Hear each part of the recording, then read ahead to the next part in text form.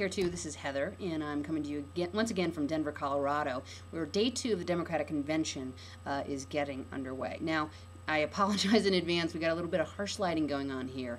I am upstairs in a quiet and, as you can see, unused conference room, in a space that is actually run by a great group called the Alliance for Sustainable Colorado.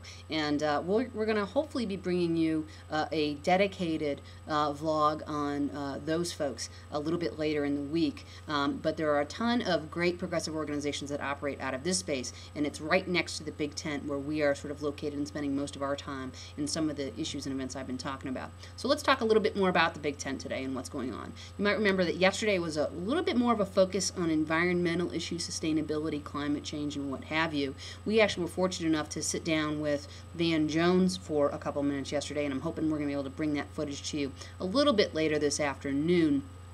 And there was also, of course, a great panel that was led by Bobby Kennedy Jr., and we do have some shots of our friends at the Wilderness Society, and they actually served on a panel as well that was discussing environmental issues. And we talked about the connection and sort of the merging of environmental issues with jobs. You may remember in 1992, there was a lot of talk about the environment versus jobs, and it was an argument that conservatives in particular were making.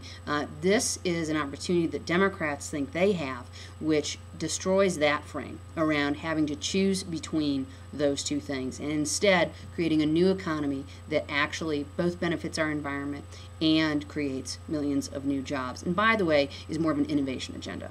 So with all of that, today's Big Tent activity is going to be more focused around the economy, which also happens to dovetail nicely with the Democratic Convention's theme tonight. So there's a lot of speakers who are talking today about economic issues, real kitchen table stuff, including health care, and a broader progressive agenda in terms of how we're serving the middle class.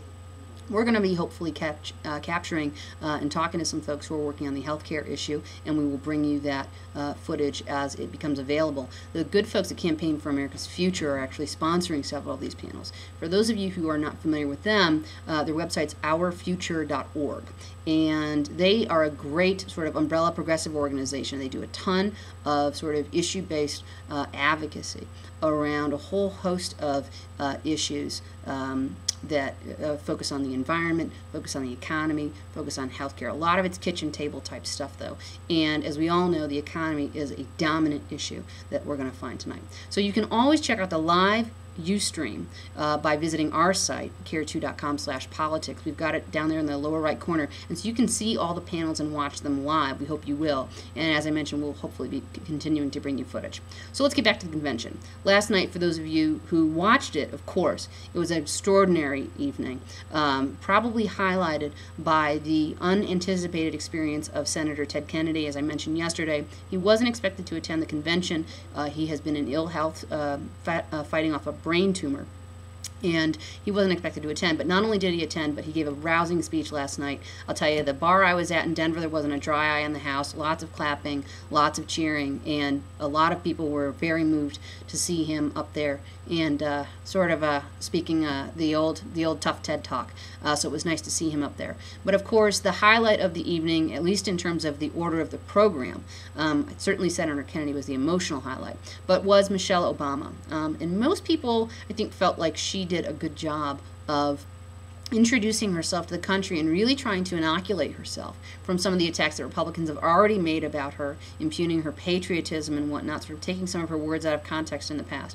And she did a pretty good job, I would say, of introducing her husband, Barack Obama, to the country. For my personal taste, I would have liked to have seen her maybe talk a little bit more about it, him, and trying to explain a little bit more about who he is as a person, as opposed to just his sort of public face. And I'd be interested in any Care2 members' thoughts on that. But that was sort of a very well-received speech, and I think she certainly comported herself extremely well and looked great. And of course, the cute thing at the end with the kids, adorable.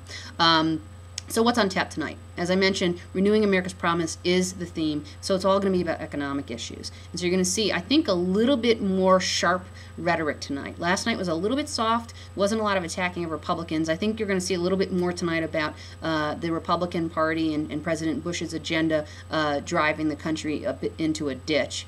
And you'll start to hear a little bit more about the Democratic program for turning that around. Of course, many people are paying attention to the fact that Senator Hillary Clinton is sort of the headliner this evening, even though the keynote address is actually being given by Governor Mark Warner, who is former governor of Virginia. Now he's the Democratic Senate candidate. The keynote slot, of course, was filled in 2004 by Senator Barack Obama. So it's a coveted slot that many rising Democratic politicians sort of get. And in fact, Bill Clinton was the keynote back in 1988, 4 years before he himself ran for president.